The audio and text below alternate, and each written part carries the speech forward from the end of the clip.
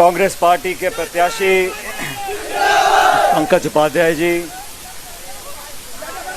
अभी जिनका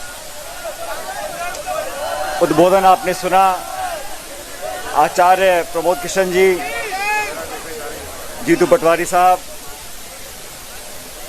कुणाल चौधरी जी, बैजनाथ कुशवाहा साहब, अविनाश भार्गव जी, धर्मेंद्र चौहान साहब, जितेंद्र बहादुर सिंह जी, लक्ष्मी नारायण दुबे साहब, भानु प्रताप सिकरवार जी, रामहेत त्यागी जी, ब्लॉक अध्यक्ष महोदय, मंचासीन सभी पार्टी के नेतागण, यूथ कांग्रेस के राष्ट्रीय अध्यक्ष श्रीनिवासन जी,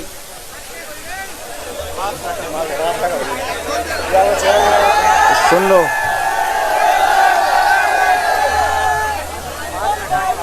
अभी तो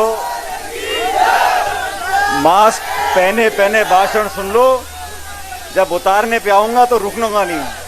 अब सुनो आप लोग, मुझसे पहले भाषण दिया कुणाल जी ने, फिर दिया जीतू पटवारी जी ने, हमारे पूर्व मंत्री विधायक, उसके बाद उत्तर प्रदेश से हमारे आचार्य प्रमोद किशन जी ने भाषण दिया। और मैं देख रहा था कि भाषण ये लोग दे रहे थे, आप लोगों के चेहरों को देख रहा था, और जनसभा के अंदर जो सुनने वाला है उसके चेहरे पर लिखा है कि जनता किस करवट बैठने वाली है। और मैं दावे से कह सकता हूं कि विधानसभा क्षेत्र जौहरा के अंदर पंकज उपाध्याय जी की नैया पार लग चुकी है। लेते हैं।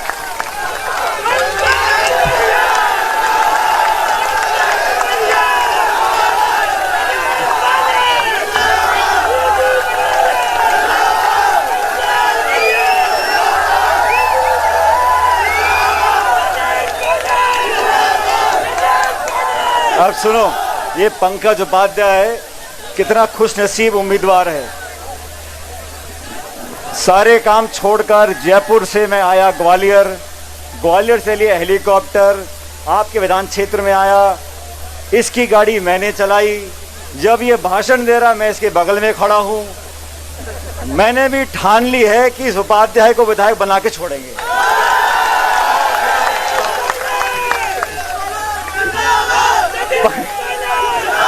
पंकज जी जब भाषण दे रहे थे तो मैंने सोचा आचार्य प्रमोद जी बोल लिए, और पंकज तो रोज बोलता रहता आपके बीच में, तो मेरा नंबर लगने वाला है। मैं खड़ा हो गया, फिर इसने कहा मुझे बोलना है।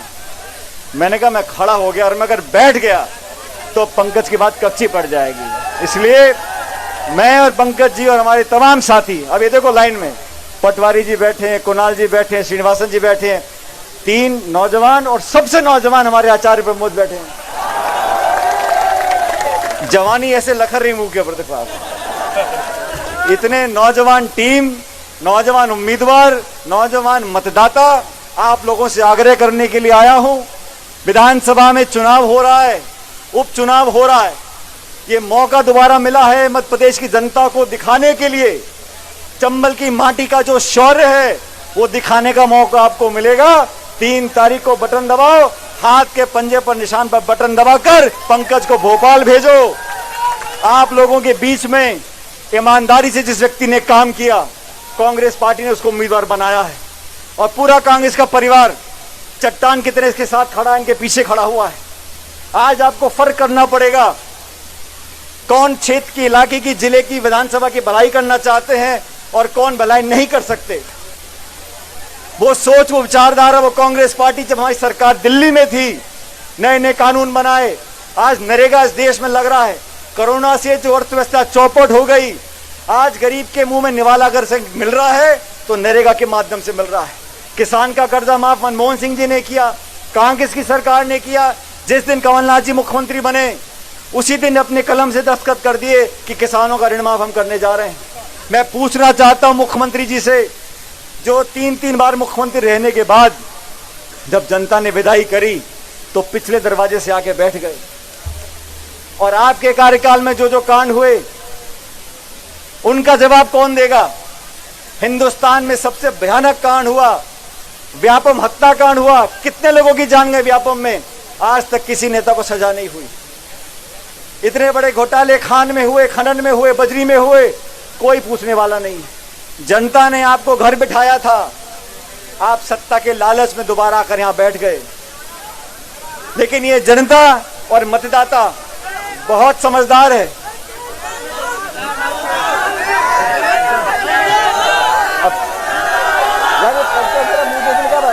भाई ऐसा है, तुम मेरा मुंह देखने के लिए आए, पंकज वोट डालने के लिए आए हो? ये आपको देखने के लिए आए हैं भैया। देखो, अभी आचार्य प्रमोद किशन जी बता रहे थे, हम लोगों ने राजनीति करी है और पिछले 20 साल से मैं राजनीति कर रहा हूं। स्वर्गीय पायलट साहब ने फौज की नौकरी छोड़कर राजनीति करी थी। मेरे पास बहुत विकल्प थे, लेकिन मेरा मन था कि मैं लोगों के लिए कुछ कर सकूं। और राजनीति में मैंने सत्ता भी देखी है, विपक्ष भी देखा है, पक्ष भी देखा है। मैं आपको दावे से कह सकता हूं, जो सच्चे ईमानदार लोग होते हैं, सच्चाई उनकी आंख में झलकती है। इतनी ऊंची आवाज से मेयर पंकज बोल सकते हैं क्योंकि मन में सच्चाई है, आपकी भलाई करना चाहते हैं। लेकिन आपसे वादा चाहते हैं कि जात पे ना पात पे वोट लगेगी। आवाज नहीं आई। जात पे ना पात पे वोट लगेगी। तुम लोग आधे मन से बोलोगे मास्क उतारूंगा नहीं। अगर तुम मास्क उतरवाना चाहते हो तो जोर से बोलो ताकि भोपाल तक आवाज जाए। कहां तक? भोपाल तक। जात पे ना पात पे। वो पीछे वाला कोई नहीं बोल रहा, जोर से बोलना इस बार है। जात पे ना पात पे। अब आए मजा। अब साथियों,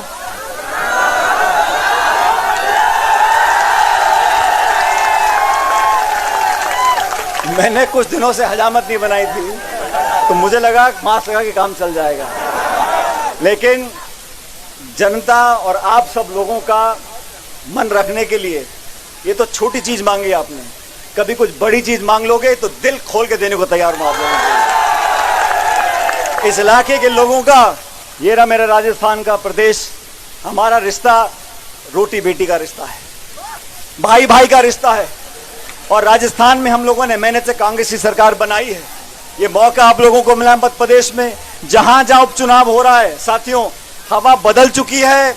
सब साथी कांग्रेस के प्रत्याशी के लिए मिलकर मेहनत कर रहे हैं। और ना सिर्फ पंकज उपाध्याय और मुरैना और चंबल ग्वालियर, लेकिन पूरे मध्य प्रदेश में जहां जहां उपचुनाव हो रहा है, वहां कांग्रेस पार्टी प्रचंड बहुमत लेकर जीतेगी। मैं आपको वादा करता हूं। मैं आपसे आपका वोट मांगने के लिए नहीं आया हूं। वोट तो आप लोग दोगे, लेकिन इस नौजवान को अपना आशीर्वाद दो, इस नौजवान को ताकत दो। कार्यकर्ता को ताकत कब मिलती है? अरे मेहनत मजदूरी नहीं करेगा, आपके बीच में भागेगा नहीं, दौड़ेगा नहीं, अगली बार आप वोट नहीं दोगे। आज पंकज जी ने खुद बोला मुझे मौका दो, और मैं इसकी जमानत देकर जाता हूं। ये ऐसा नौजवान है, आप एक बार अपना विधायक सेवक बनाकर देखो, 3 साल में आप लोग घर घर जाके इसके लिए खुद प्रचार करोगे ताकि पंकज दोबारा यहां से विधायक बने। जो समय में बदलाव आया है, आज सत्य और असत्य, धर्म और अधर्म, इस बात की लड़ाई है। लोकतंत्र की शिक्षा, लोकतंत्र की सुरक्षा, जमहूरियत और प्रजातंत्र में जनता का विश्वास कायम रहे, मतदाताओं की ताकत बनी रहे। मैं पिछली सभा में बोलकर आया था, नेता कितना बड़ा बन जाए, कितने बड़े पद पर पहुंच जाए, कितना खरपति हो जाए, लेकिन चुनाव आएगा तो नाक रगड़कर हाथ जोड़कर वोट मांगना पड़ता है, गांव गली जाना पड़ता है। जिन लोगों के आप फोन नहीं उठाते, जिन लोगों से मिलने को मना कर देते हो, जब 5 साल पूरे हो जाते हैं तो हाथ और सर झुकाकर वोट मांगने आना पड़ता है। ये संविधान में ताकत दी है लोकतंत्र में, इस ताकत को पहचानो। आज दोबारा मौका आप लोगों को मिला है। मैं आपसे निवेदन करता हूं, सारी बात भूलकर, और ये भूल जाओ ये जाति है, गोत्र है, धर्म है, हम सब मिलकर इस क्षेत्र को अगर विकसित करना चाहते हैं तो उस नौजवान को, जिसको राहुल गांधी जी, सोनिया गांधी जी ने मौका दिया है, कमलनाथ जी ने मौका दिया है, इस नौजवान को जिताकर भोपाल भेजो, और हम तमाम साथी लोग इसकी पूरी मदद करेंगे। आपके विधानसभा क्षेत्र में कोई कमी नहीं आने देंगे। और मैं आपको बोलकर जा रहा हूं, ये चुनाव जीत जाएगा। इसका सपना एकेडमी बनाने का है। जब एकेडमी बन जाएगी, जब पहले बच्चे यहां से निकल कर जाएंगे, मैं खुद यहां पर बच्चों से मिलने के लिए आऊंगा। मैं आपको वादा करता हूं। अब अंत में एक मांग और बताई मेरे को, वो शुगर मिल बंद पड़ी बता रहे हैं पंडित जी, शुगर फैक्ट्री। तो सुनो, 15 साल तो हो गए बंद हुए फैक्ट्री को। अब आप लोगों से निवेदन है, भारतीय जनता पार्टी का यहां से धुआं निकाल दो, उस फैक्ट्री से धुआं हम निकलवा देंगे जब हमारी सरकार बन जाएगी। बहुत बहुत धन्यवाद। जय राम जी की राम राम साहब। बहुत बहुत धन्यवाद आदरणीय सचिन पायलट जी का। मैं आभार प्रदर्शन के लिए ब्लॉक कांग्रेस के पूर्व अध्यक्ष केशव गोविंदवार जी से अनुरोध करूंगा, आभार प्रदर्शन करें। आज की इस विशाल सभा में हमारे बीच में पधारे राजस्थान प्रदेश के पूर्व उप मुख्यमंत्री भाई सचिन पायलट जी का, हमारे राष्ट्रीय